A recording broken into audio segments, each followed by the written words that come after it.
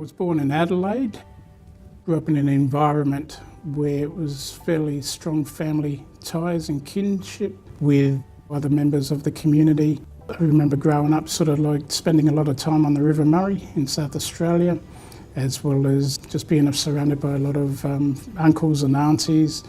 My grandfather, he's from Central Australia, he's Arunta. He moved down to Adelaide in the early 1930s, where he actually met my grandmother, who was a Ghana woman. So I identify myself as being both Ghana from Adelaide as well as Arunta from Central Australia. My mother was born in Adelaide, and my father was also born in Adelaide, but my father's side is actually Welsh background.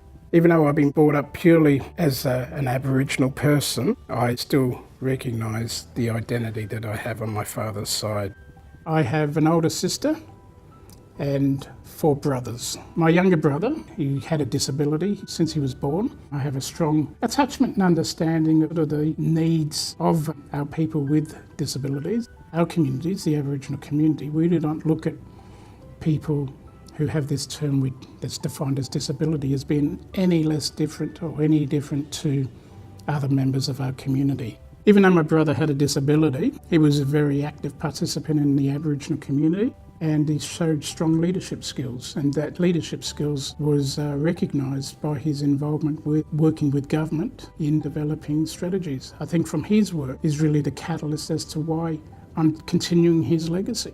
I come from a family that was involved with law and order. My father was a police officer. My grandfather, my uncle, worked for a number of years with the South Australian Police. My uncle actually worked for the police for about 50 years. He received the Police Service Medal, Order of Australia, and South Australian Aboriginal of the Year. I found he had a lot to do with my upbringing and sort of the way I think today.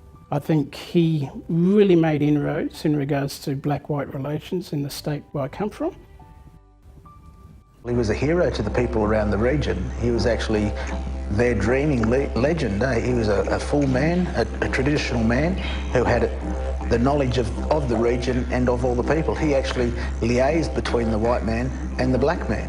The legendary Aboriginal tracker Jimmy James, whose razor-sharp eyes helped nab killers and fugitives, as well as finding people lost in the bush. Jimmy saved the life of a young Wendy Pfeiffer, who'd been abducted and left to die in remote bushland. I've met a lot of the police that used to work with my uncle. They didn't look at him as an Aboriginal person, they just looked at him as Jimmy, or Uncle Jimmy as some of the coppers used to call him. They didn't notice a colour thing there.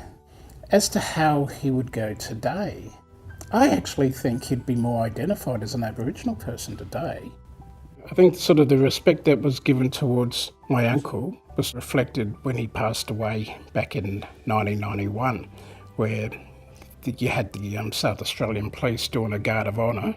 Prior to coming to work in the New South Wales government, my background was working in mainly community advocacy, being involved with the Australia Council for the Arts, the National Indigenous Arts Reference Group, where we advocated for the protection of copyright for Aboriginal artists, especially the areas where there was a lot of exploitation going on. I worked for about 4 years with the New South Wales Department of Justice and Attorney Generals. For a while, I also worked for Law Access New South Wales.